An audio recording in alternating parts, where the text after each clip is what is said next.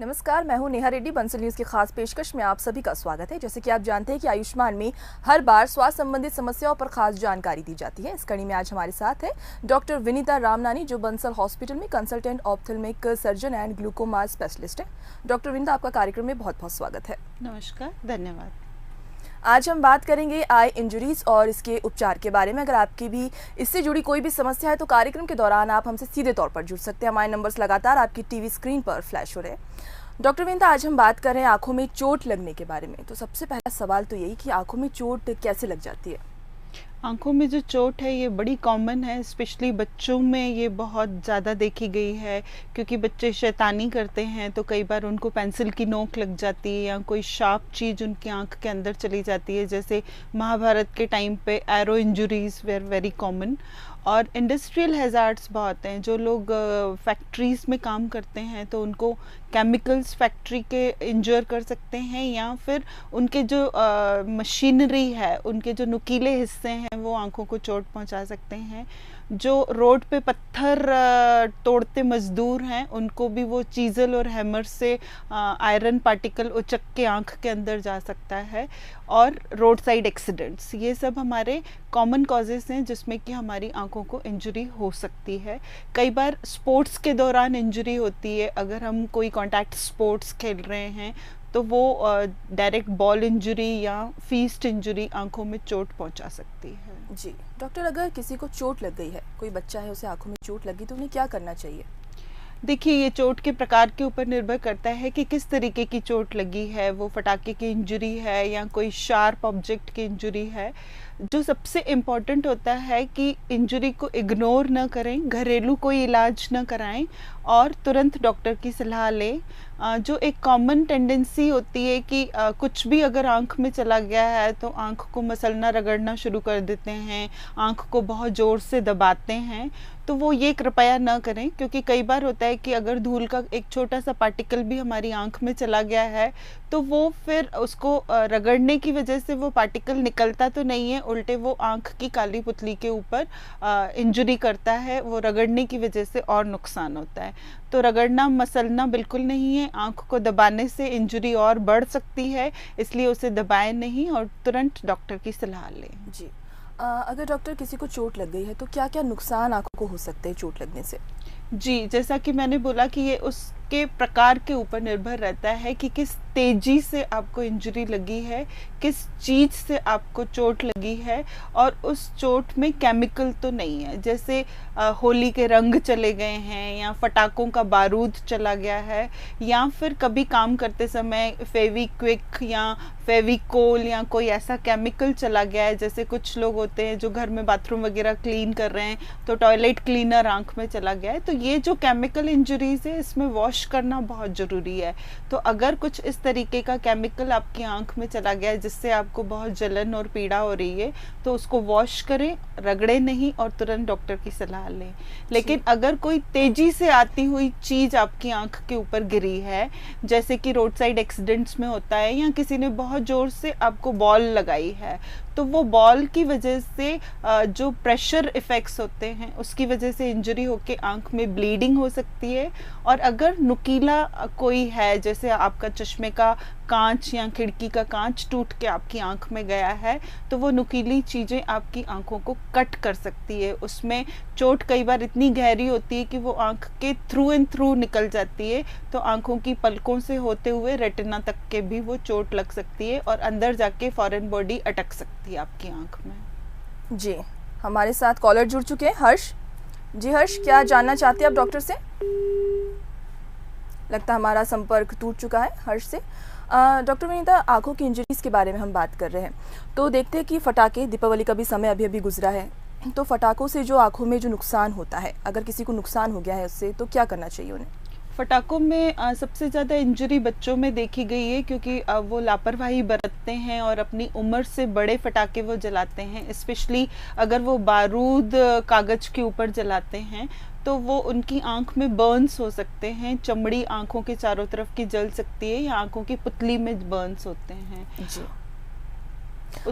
जी doctor, जैसे doctor हम देखते हैं कि आंखों में बहुत ज़्यादा जलन होने लगती है अगर कुछ घर का काम करते रहते हैं। डस्ट की बात ले लें, अगर हमने डस्ट का काम किया है तो हमारे आंखों में कुछ भी जाता है तो जलन होने लगती है।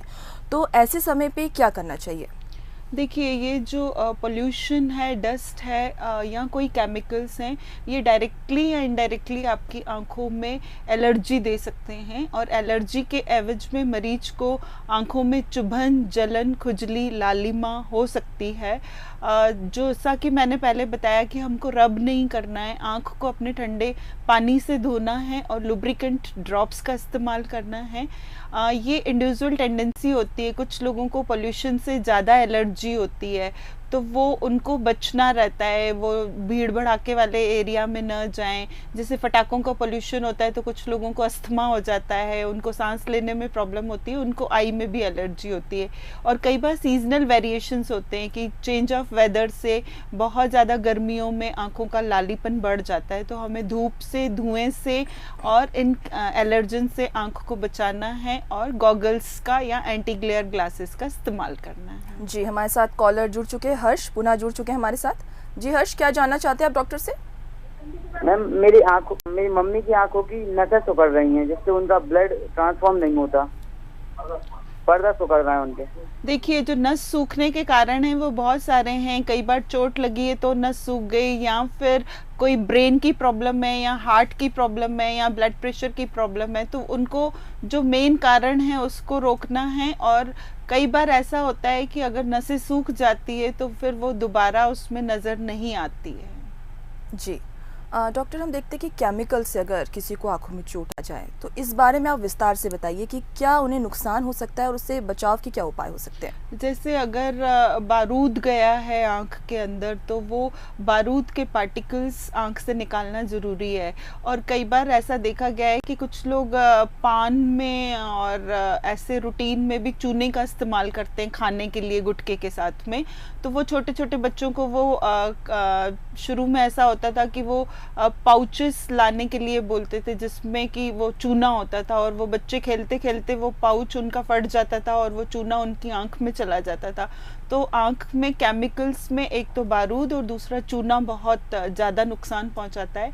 तो अगर कोई भी इस तरीके के बर्न्स होते हैं या कुछ केमिकल्स चले जाते हैं तो उनको तुरंत वॉश करके डॉक्टर की सलाह लेना ज़रूरी है, क्योंकि नहीं तो ये हमेशा के लिए आंखों की काली पुतली को ख़राब कर सकता है और पेशेंट का दिखना टोटली बंद हो सकता है। जी डॉक्टर, हम सुनते हैं बहुत ज़्यादा कि सूर्य ग्रहण हमें सीधे तौर पर नहीं देखना चाहिए, उससे आंखों को नुकसान होता है।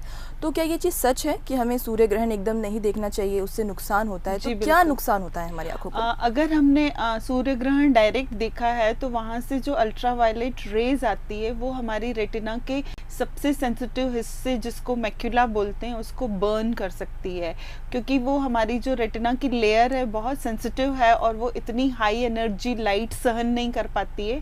कई बार वो शार्प इंजरी किसी शार्प लाइट किसी ऑब्जेक्ट से आ रही हो, सन से आ रही हो या किसी मशीन से आ रही हो या फटाकों से, तो वो मैक्यूलर बर्न्स हो जाते हैं। तो सोलर इक्लिप्स बहुत कॉमन है जिसमें कई बार एक आंख में होता है, क्योंकि पेशेंट एक आंख बंद करके सूर्य ग्रहण को देखता है, तो वो रोशनी हमेशा के लिए कम हो जाती है और रेटिना के ऊपर सेंटर वाले हिस्से में एक धब्बा बन जाता है। जी डॉक्टर, जैसे हम देख रहे हैं कि बहुत ज़्यादा पोल्यूशन बढ़ता जा रहा है, हम गाड़ी चलाते हैं, धुआं और पोल्यूशन इतना ज़्यादा है कि वो हमारी आंखों को कहीं ना कहीं इफेक्ट करता है। तो क्या नुकसान होते हैं पोल्यूशन से हमारी आंखों को? जैसा मैंने बताया, पोल्यूशन से एलर्जी सबसे ज़्यादा कॉमन है, क्योंकि आंखों में एलर्जी धूल, मिट्टी, धुएं की वजह से होती है।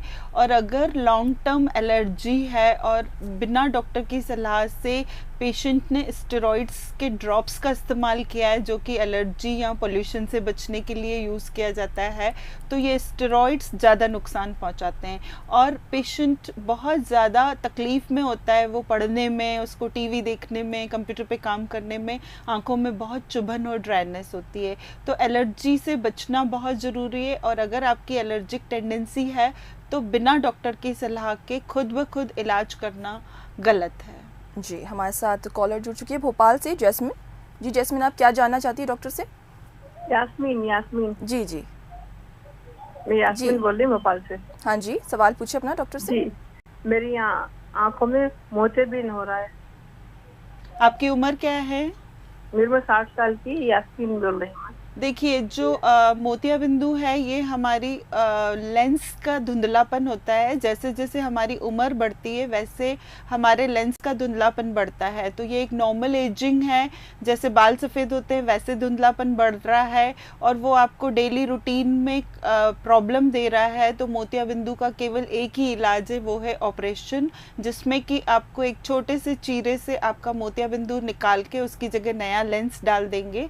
चश्मा और दवाई इसमें ज़्यादा कामयाब नहीं होते हैं। तो इसलिए आप आई डॉक्टर से टेस्ट करा के आपके मोतियाबिंदु के बारे में जानकारी हासिल करें कि वो ऑपरेशन लायक है कि नहीं है और पीछे का आपका पर्दा ठीक है कि नहीं। जी डॉक्टर, अगर किसी की आंखों में चोट लग जाए तो उन्हें क्या क्या दर्द का सामना करना पड़ सकता है? सबसे ज़्यादा इम्पॉर्टेंट होता है कि वो जो चोट लगी है तो वो उसने आँखों को कभी लाल किया है, या जैसा कि पोल्यूशन की वजह से तो बर्निंग रेडनेस हो रही, रेडनेस और ईचिंग ये सिम्टम्स होते हैं। और कुछ लोगों को दिखना कम हो जाता है और कई लोगों को तो वो आँखों की लेंस बाहर निकल जाती है, या आँखों में बहुत ज़्यादा ब्लड टपकने लगता है, या आँखों का द्रव्य बाहर आने लगता है। तो ये सबसे ज़्यादा नुकसानदेह होते हैं कि जिसमें कि हमारी आंख को चोट थ्रू एंड थ्रू लगी है। कुछ लोगों को आंख की काली पुतली के ऊपर फॉरेन बॉडी दिखती है कि सफ़ेद कलर का कुछ चिपक गया है, जैसे कोई घास का कण चिपक जाता है, या कई बार बारूद चिपक जाता है आंखों में। और कुछ लोगों को अंदर रेटिना में ब्लीडिंग हो जाती है। तो डैमेज बहुत सीवियर हो सकता है, वो आंख को पूरा कट कर सकता है काली पुतली को, और फिर कई बार डॉक्टर को काली पुतली के ऊपर टाके लगाने पड़ सकते हैं। जी, हमारे साथ कॉलर जुड़ चुके हैं कलीम रायगढ़ से। जी, क्या जानना चाहते हैं आप डॉक्टर से? ये मैडम, मेरे आँख के ऊपर पपड़ी जम जाती है जी, वही पूछना था। मेरे को शुगर भी है 2003 से। देखिए, जो शुगर वाले पेशेंट होते हैं उनकी आंखों में ड्राइनेस और इस तरीके की प्रॉब्लम ज़्यादा होती है। आप अपनी आई टेस्ट करा के विज़न टेस्ट कराएं कि आपका विज़न कितना है, और उस पपड़ी को देखें कि वो काली पुतली के ऊपर तो नहीं चढ़ के आई है। अगर वो काली पुतली के ऊपर चढ़ के आई है तो उसको ऑपरेशन से हटाना पड़ेगा।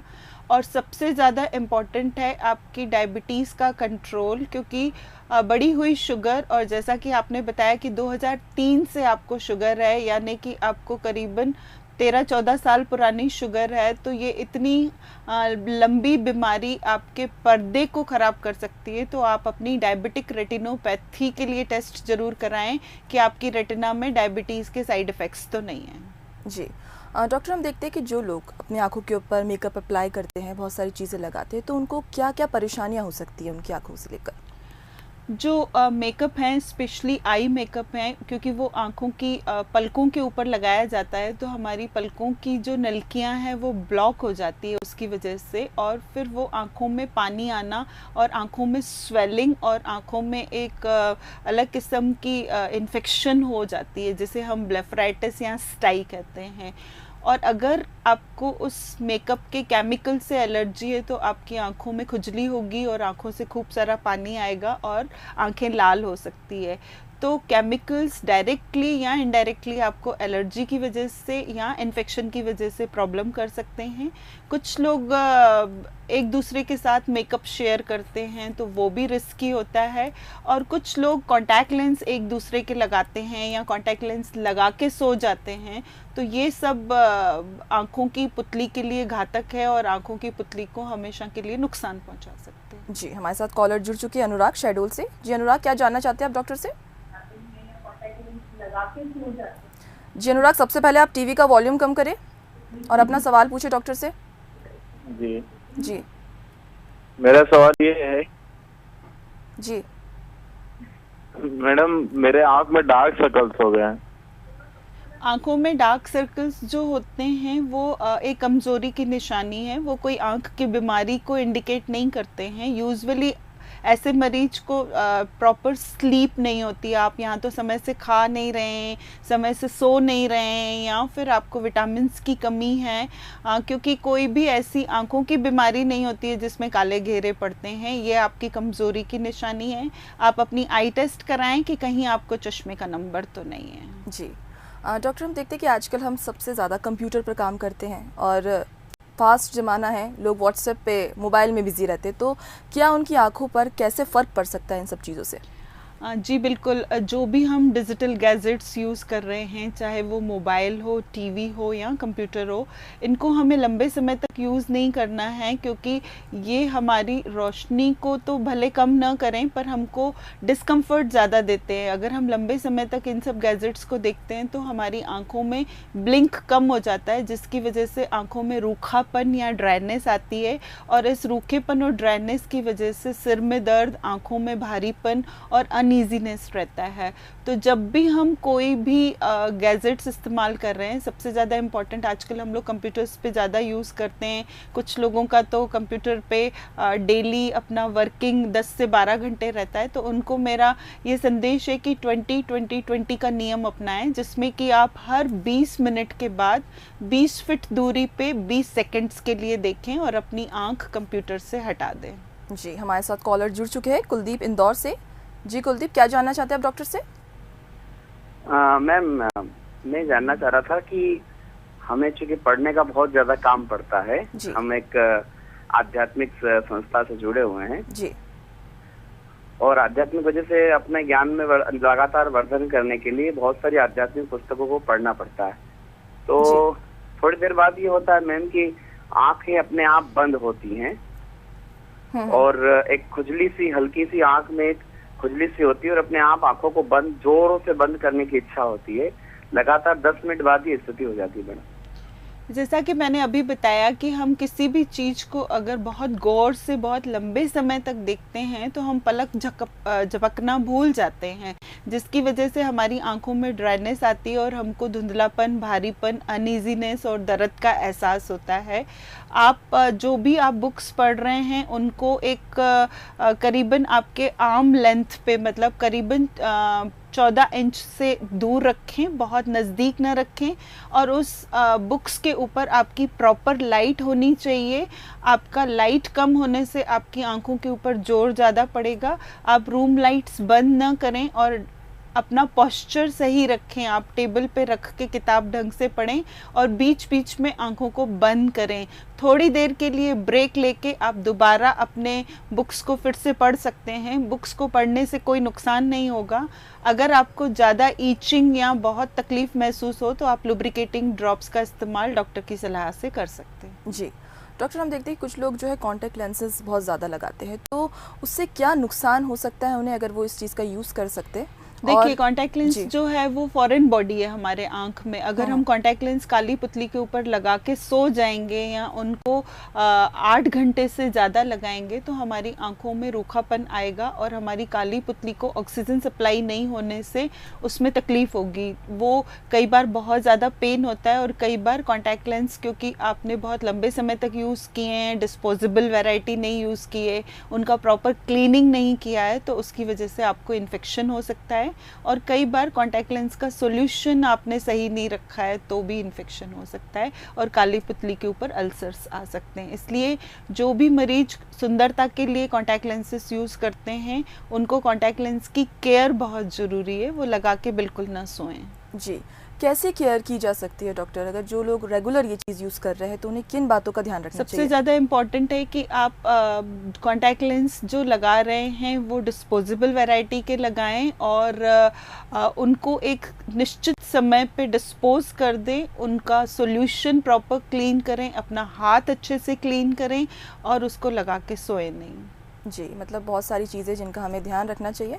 डॉक्टर, जैसे हम देखते हैं जिनकी आंखों में लगातार जलन बनी रहती है, किसी चीज़ पे अगर फोकस करके देखते हैं, ज़्यादा ध्यान देकर चीज़ें देखते हैं, चाहे वो पढ़ने की, बुक्स पढ़ने की भी बात करें, तो उनकी आंखों में जलन होना शुरू हो जाती है, तो ऐसा क्यों होता है?